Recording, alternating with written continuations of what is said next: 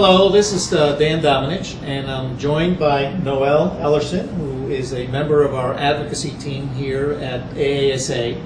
And Noelle has been doing some great work for us this year. We've done a number of surveys that really have captured the way that our members and our school districts are dealing with the economic crises, going back to 2 years ago this coming summer, when we were dealing with the energy issue before the market had the fall, that November. So the most recent survey that you've done, Noelle, really focuses in on how districts are looking forward to this coming school year and the following year. The way that the ARA funds, the stimulus dollars, have been used, and some really interesting information. Absolutely. The messaging is very, very clear from our members. What they say first and foremost, and we benchmarked this in our August survey, is that the ARA dollars were readily used and really, really important in terms of saving jobs and providing programmatic and personnel stability. What this survey is able to show us is that through the ARA dollars in 2009, they were able to save on average 20 jobs per district. What we're looking at, though, going forward in terms of economic indicators for the 2009-10 and 2010-11 school year is that on average the school districts are cutting 29 jobs over the 2 years. So while they saved 20, they're still cutting 29. So we're looking at a net job loss. And what we're also looking at is a 1-2 punch, because we have the cessation of the stimulus dollars in the middle of the upcoming school year, 10-11, because most stimulus dollars will be spent by December of 2010. So you have the cessation of those ARA dollars coupled with the continued lag at the state and local level, because economic recovery at the state and local level usually lags national recovery by 12 to 18 months. So we're just starting to see traction at the federal level. So the state and local recovery is a good 12 to 18 months out from now. So you have those budgets that made now in an economic downturn will continue to play out even after recovery has taken place. So school budgets will continue to feel. So is it fair to say that things are tough now? They're going to be worse for the 2010-11 year, and possibly the worst for the 2011-12 year.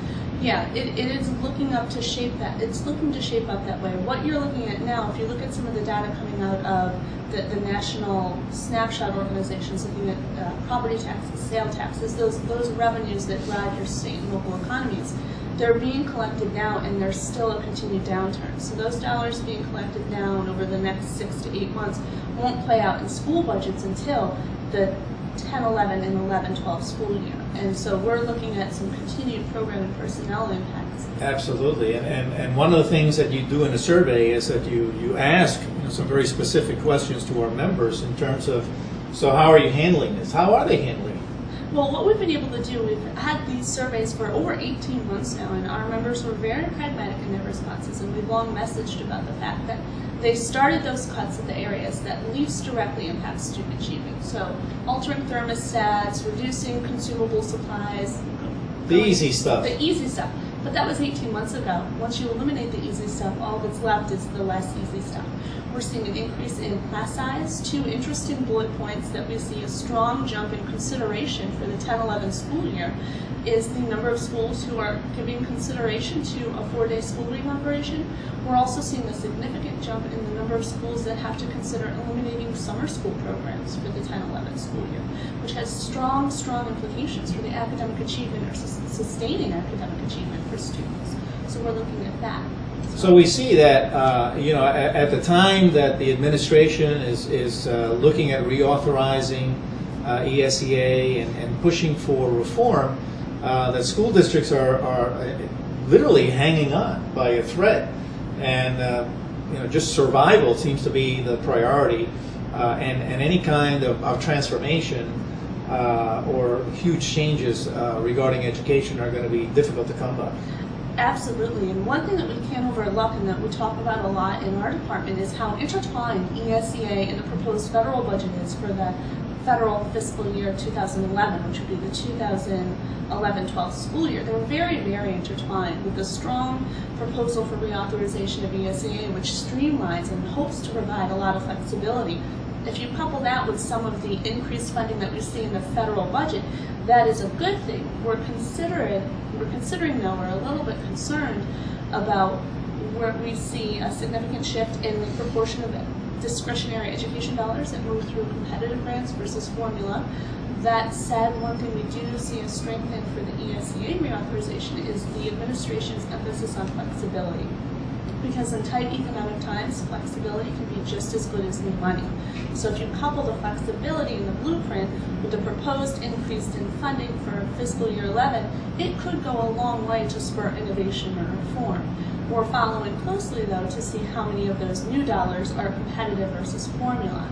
We also have coming out of our department in the next week or so our school budget white paper, which talks about how federal dollars play into the school budget process and what the school budget process is and how they anticipate and use different types of dollars, state, local, federal competitive grants, federal formula programs, to leverage and plan out short-term or long-term innovation and reform to help inform that dialogue. But one thing that's very clear from the response we've gotten from our members is that we do not favor the increase in competitive dollars.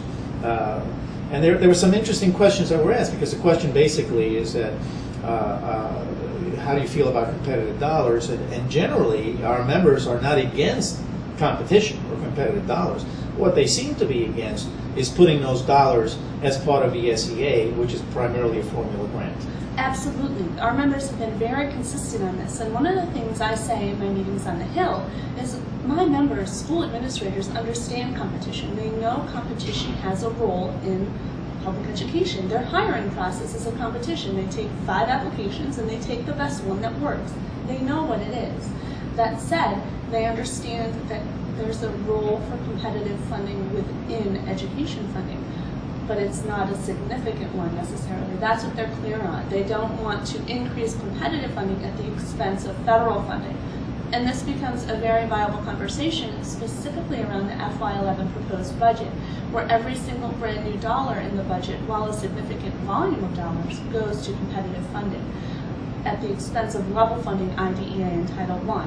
And if you have a continued economic downturn at the state and local level, you're by definition going to have more students who qualify for Title I. So increased demand in light of level funding is essentially a cut. So we're looking to perhaps hope some of the new dollars would be put into those existing formulas that drive money to states in a more reliable, budgetary friendly manner, and have a smaller proportion of the new dollars being competitive grants. Now we're going to be releasing, we're doing a press release on the most recent survey, and the information is going to be available online on our website. Is that correct? Absolutely, and on our blog, and the advocacy and policy team, as well as yourself, are happy to make ourselves available to answer all of those questions. And there's a lot of great information there. We've just covered the highlights, but there's a lot of other information. Any other specific points that we haven't talked about yet? No, we really talk about the competitive funding and formula funding. We also talk a lot about the 1-2 punch, the timing or the perfect storm of the cessation of the ARA dollars with the continued economic lag and the federal funding, level funding. So that's what we're really looking at. That's terrific. Well, all of the great work that Noelle and our advocacy people do is part of your membership, and that's why it's so important that you're a member of AASA, that you join AASA, that you renew AASA. We need your support and your dollars more than ever so that we can continue to fight up on the Hill on your behalf.